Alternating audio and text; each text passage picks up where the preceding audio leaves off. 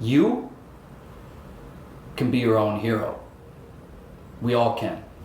But we actually spend a lot of time doing the opposite. We're our own antagonist or a villain kind of getting in the way of our own capacity to really enjoy and engage in life.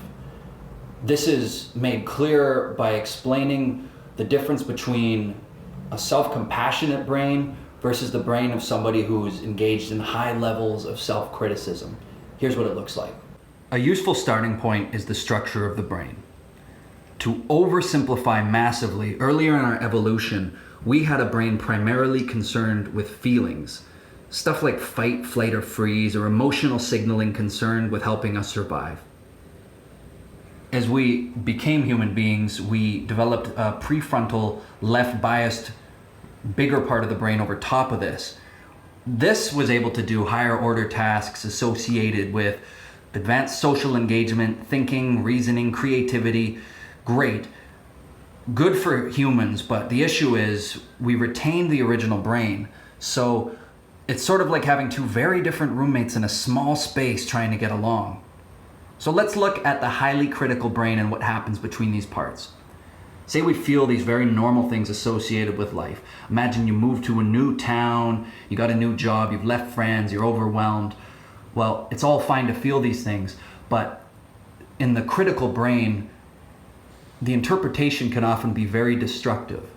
So we feel these things, and imagine our thoughts say, I can't do this, I'm not enough. That's how we've made sense of these feelings. What do you think we're going to feel? Well, this is likely going to actually enhance these original negative feelings. Suddenly, we feel actually pretty panicked. There's a sense of dread and despair. Not only do I feel heavy feelings, but I'm not equipped to handle them. I'm a fraud, I'm terrible. Well, we're kind of headed the wrong direction. What this often means is a further assessment of failure that can really tap into old stuff.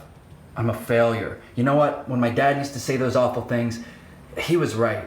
So before we know it, we've got a feedback loop of negative self-assessment that can just continue on and lead to states of incredible distress. And we can stay in these chronically. What do you think depression is? What do you think anxiety is? In the mind of the self-compassionate individual, it's a very different story. When we experience these natural feelings associated with life's hardship, a different sense is made of them. A different story is told. Well, I can handle these things. I can actually tolerate quite a bit. I've overcome a lot. And you know what? I have a great love for myself and others. When this is the talk that goes on inside, something different happens with these emotions. Instead of enhancing these harder ones, we often get to a place of inner validation, of acceptance, and what's associated with this often is a release, a relaxation, a peace of having completed feelings instead of rejecting them and getting stuck in a loop. So what happens at this point when a positive sense has been made of things? Well, this often leads to further positive self-assessment. Well, you know what? I did it. I overcame that. I was never broken in the first place. I actually deserve to be happy. Much like it did in the mind of the critical individual, this creates a positive feedback loop of affirming experience. This is what it means to be your own hero. The funny thing about the hero is when they're asked to go on the journey, they usually say no at first. And I think we can all kind of relate to this. You know, when it comes to looking at harder emotions or going into our old stuff, it's not the most inviting of quests, but don't forget that the hero always returns with something they didn't have at the beginning. In real life, what this often looks like is experiencing the euphoria of living in line with our own values, about having the confidence to ask for what we need or put up a wall when we're getting too much of what we don't want, or experiencing that battery of affirmation because you're living in line with your purpose. And I think the world could use a space where we share more affirmation with each other.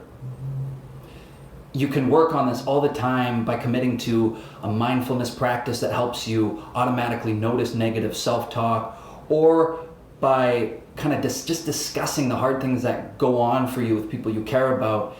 And if you're ever interested in doing more focus work or want an extra help on this, That's what this space is here for. That's the big part of the vision for Thrive Consulting in the first place. So when it comes to the hero's journey, remember, the call is always there, and it's up to you if you want to be your own hero. Thanks for watching, and if you ever want to chat about this stuff more, I like talking about it, so talk to you next time.